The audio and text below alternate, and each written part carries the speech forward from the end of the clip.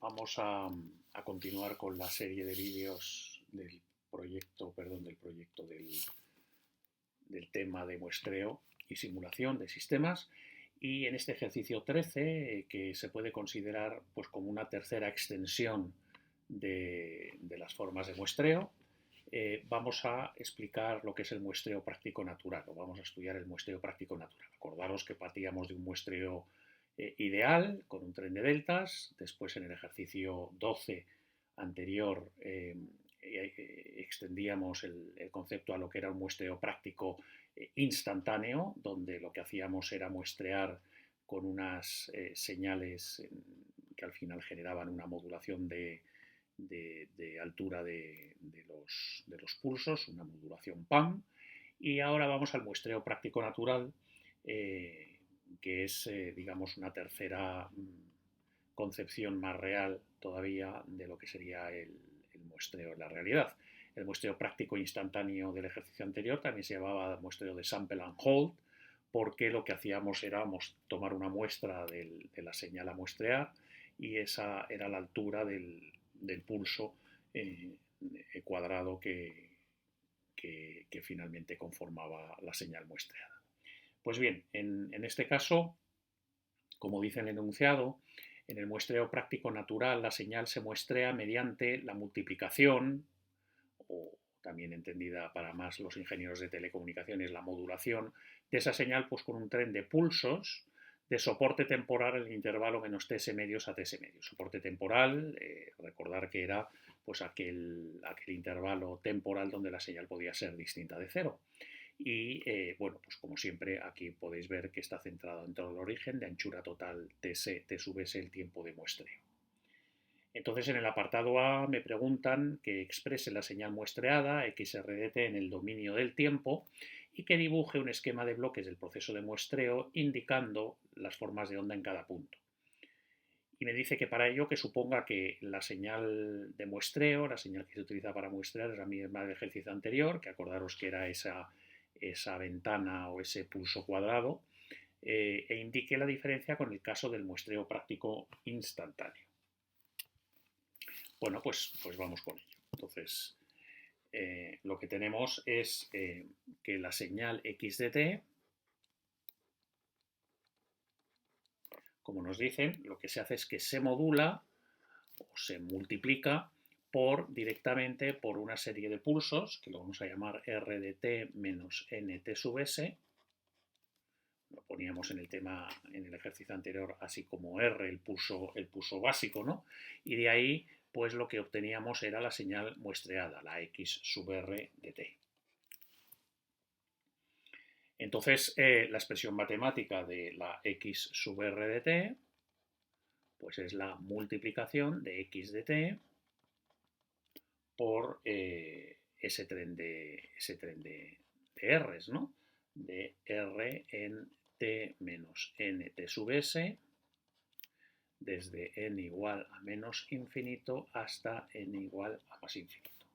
Y ya somos unos expertos en saberlo eso escribir como ese sumatorio, como realmente, bueno, pues la convolución del pulso r de t básico con un tren de deltas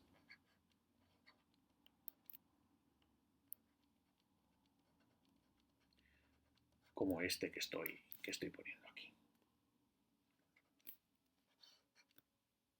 Bien. Con lo cual aquí ya con esto podemos decir entonces que el esquema absolutamente equivalente a este que hemos puesto del muestreo, pues es que nuestra señal x de t venga a un modulador, y ese modulador, que antes poníamos como r gorrito en t menos nt sub s, realmente es esto de aquí, que no es ni nada más ni nada menos que pasar nuestro tren de deltas,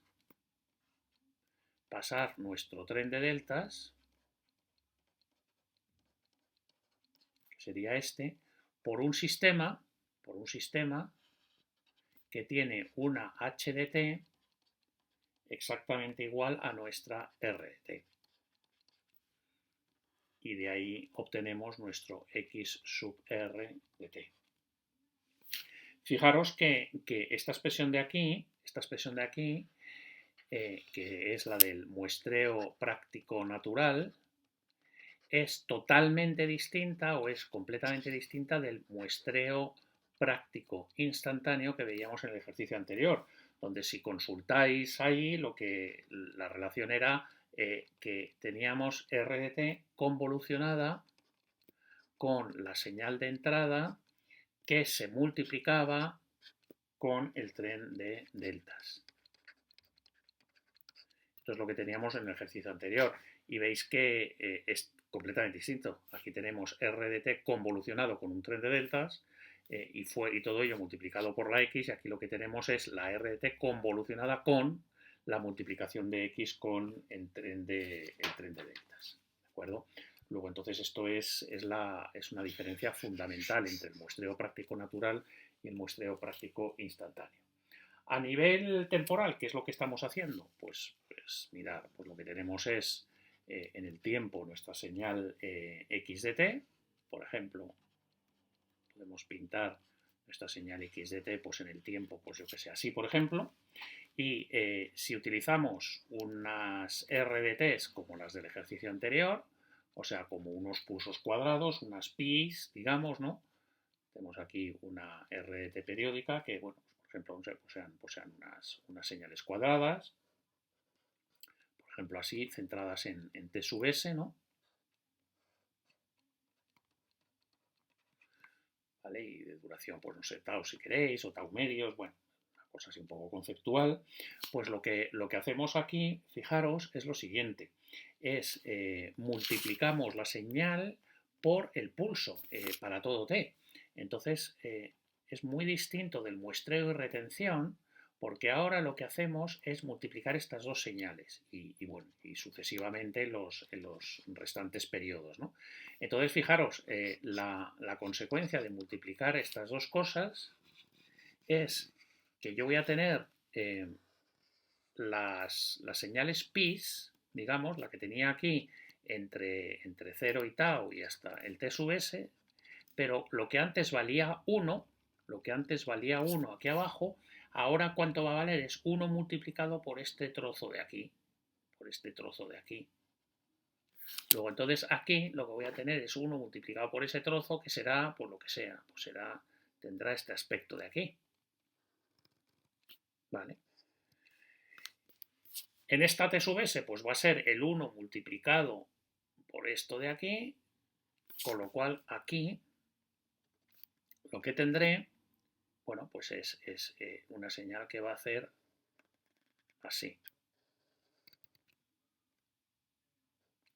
¿De acuerdo? Aquí, bueno, pues la señal, pues nos imaginemos que no lo he pintado muy bien, ¿no? Pero imaginaros que bajaría por aquí, y la cosa es que la altura del pulso ya no es un muestreo y retención del pulso hacia la derecha, sino que ahora es muestreo, pero muestro y reproduzco todas las señales como si es una puerta que dejara pasar toda la señal hacia la derecha durante el tiempo del pulso, ¿no? Se deforma, como podéis ver, se deforma el pulso con respecto de la señal, ¿no? Aquí, pues si la señal, por ejemplo, hace así y baja por aquí, pues significaría que el pulso este que yo tendría por aquí a la izquierda, esa pi de la izquierda, pues tendría esa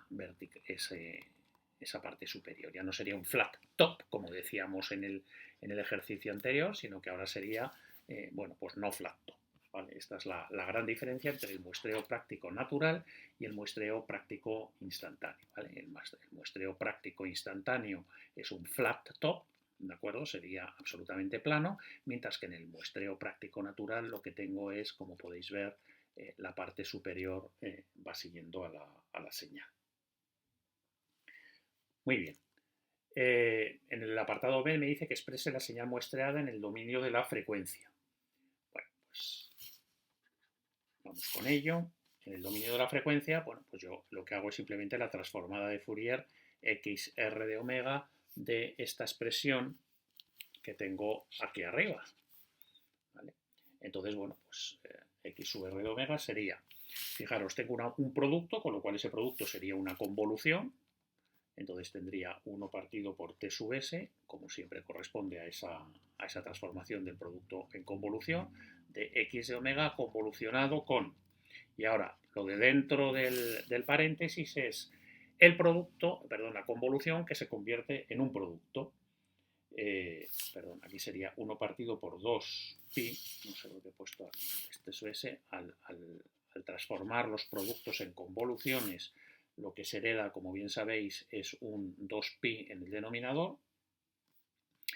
Y bueno, pues aquí dentro pues tendría, en vez de la convolución, tendría el producto de la transformada de Fourier de R de t, que la llamamos R de omega, y luego tendría la transformada de Fourier multiplicada por la transformada de Fourier de un tren de deltas, que sabemos que es 2pi partido por el periodo del tren de deltas, y otro tren de deltas.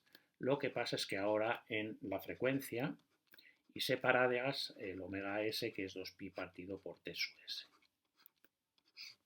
Esto sería. Y bueno, pues aquí ya nos está diciendo rápidamente lo que tenemos que hacer. Tenemos una función multiplicado por unas deltas, y entonces sabemos que lo de fuera, bueno, lo dejamos igual, lo saneamos un poquito, este 2pi se nos va, el t sub s lo sacamos fuera, entonces aquí nos quedaría 1 partido por t sub s. De momento la x de omega la dejamos ahí fuera tranquilita y nos metemos dentro del corchete. Y lo que os decía, sabemos que multiplicar una función por una delta es el resultado es una nueva delta con un peso que es el valor de la función allí donde estaba la delta. Entonces, en este caso, como lo que tenemos es un tren de deltas, pues nada, simplemente sacamos el sumatorio aquí, y aquí entonces lo que tendremos, como decía, es un peso de las deltas, que es el valor de, bueno, la frecuencia de la pulsación de muestreo la estoy llamando 2pi partido por t sub s, podríamos llamar omega sub s, pero bueno, lo ponemos aquí. Aquí sería el valor de la R allí donde están las deltas, que son en n 2pi t sub s, y lo que quedan son deltas, con lo cual aquí hay que poner menos n 2pi partido por t sub s, y me voy para la derecha, permitirme. Esto sería. Bien, podemos operar un poquito más. ¿Por qué? Porque, bueno, pues volvemos a tener, fijaros, una función multiplicándome a unas deltas. Pues vuelvo a hacer exactamente lo mismo. Esto sería 1 partido por t sub s, sumatorio en n de lo que tenían antes, que sería r en n 2pi partido por t sub s. Perdonad, aquí me estoy confundiendo porque esto es una convolución, con lo cual aquí esto es una convolución. Y convolucionar una función con unas deltas, pues ¿cuál es el resultado? Llevarte la función allí donde están las deltas. ¿Y dónde están las deltas? Pues están en omega menos n 2pi partido por t sub s. O sea que es distinto. Estamos continuamente jugando con lo que ocurre cuando multiplico una función por una delta, y lo que ocurre cuando convoluciono una función con una delta, bueno, en este caso con un tren de deltas, ¿de acuerdo? Eso que siempre os insisto muchísimo en que hay que tener muy claro. Entonces, bueno, pues esta ya es el resultado definitivo. El resultado definitivo sería esto. Fijaros que esto es completamente distinto del muestreo, de lo que teníamos en el muestreo práctico instantáneo. En el muestreo práctico instantáneo a lo que llegábamos es que el resultado era R en omega partido por T sub S, y después teníamos aquí el conjunto de las funciones x desplazadas en n 2pi partido por t sub s. Fijaros, eso era el muestreo práctico instantáneo. Fijaros que en el muestreo práctico natural no tenemos eso, tenemos esta otra expresión. ¿Diferencias? Pues fijaros, esto simplemente es un tren de las funciones desplazadas con unos pesos que fijaros que es un peso constante para cada valor de n, mientras que aquí lo que teníamos eran las funciones desplazadas pero multiplicada por una función de w. O sea, estoy deformando los espectros, mientras que aquí no se deforma el espectro, simplemente se multiplica por un factor constante, ¿vale? Eso lo vemos mejor si hacemos un esquema como este que os voy a poner aquí. Si, por ejemplo, tuviéramos aquí, ¡uf, qué desastre! Esto no es una recta, esto es una porquería. Bien, a ver si ahora me sale un poquito mejor. Vale, un poquito mejor. Vale. Si aquí pongo omega y aquí pinto, por ejemplo, lo que sería la señal X de omega, el espectro de la señal que yo estoy muestreando, y como suele ser habitual, pues pongo así una cosa general para denotar pues una señal simétrica de banda limitada, por ejemplo, normalizada a 1. Bueno, pues por otro lado, yo cojo el R de t y dibujo su espectro, que si la R de t son pulsos cuadrados, pues la R de omega, acordaros que era una sinc, ¿no? Y entonces, bueno, pues la sinc en el entorno de, esto luego se iría pues oscilando, ¿no? Pero en el entorno, digamos, de mi señal X de omega, pues podría ser una cosa por el estilo. Entonces, fijaros, la operación esta que yo estoy haciendo aquí arriba, lo que tengo que hacer es multiplicar mi X desplazada, multiplicarla por un valor constante que sería este R y dividido por T sub S. O sea, al multiplicar ambas señales, pues lo que obtengo sería lo siguiente. ¿Vale? Esto sería X sub R de omega. Pues fijaros, si yo pinto así la R de omega,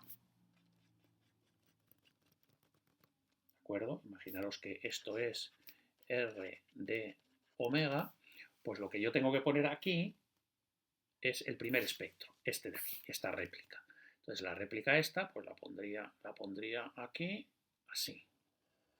Entonces en este caso no se deforma la réplica, mantiene la forma, lo que pasa es que ese valor ya no es 1.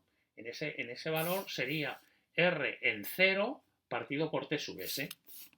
R en 0 partido por T sub S. Y la siguiente réplica que estaría por aquí, que en este caso pues sería, bueno, pues la siguiente réplica correspondiente, ¿no? Sería la misma, pero así en 2pi partido por T sub S. La siguiente réplica que estaría, pues no sé, por aquí, 2pi partido por T sub S. Bueno, pues la siguiente réplica va a tener exactamente la misma forma, no va a tener ninguna deformación, entonces se supone que no tiene ninguna deformación. Lo que pasa es que ese valor vuelve a estar multiplicado, vuelve a estar modulado por el valor de R en 2pi partido por T sub S dividido por T sub S. ¿Vale? Y en menos 2pi partido por T sub S, pues lo mismo, la cosa simétrica, ¿no? Entonces, fijaros que en el muestreo práctico instantáneo esto no era así. El muestreo práctico instantáneo se me deformaba todo el espectro y todo el espectro estaba siendo modulado por el valor de la sinc en ese punto. Estaba todo deformado. Mientras aquí el espectro se mantiene y simplemente sube o baja por este valor de aquí. ¿De acuerdo? Esa es la gran diferencia. En el apartado C me dice cómo recuperaría usted la señal original. Bueno, pues más sencillo que en el muestreo práctico instantáneo. Lo que hacemos aquí, fijaros, es simplemente cogemos la señal X sub R de t y lo único que hay que hacer, fijaros, es filtro paso bajo. Filtro paso bajo y bueno, pues compensar este factor de aquí. Con lo cual, pues lo que hago es exactamente eso. Cojo y monto un filtro paso bajo de ancho de banda, si esto era B, pues ancho de banda B, ¿vale? Y lo único que tengo que hacer es compensar ese valor, o sea, multiplicar por T sub S y dividir por R en 0.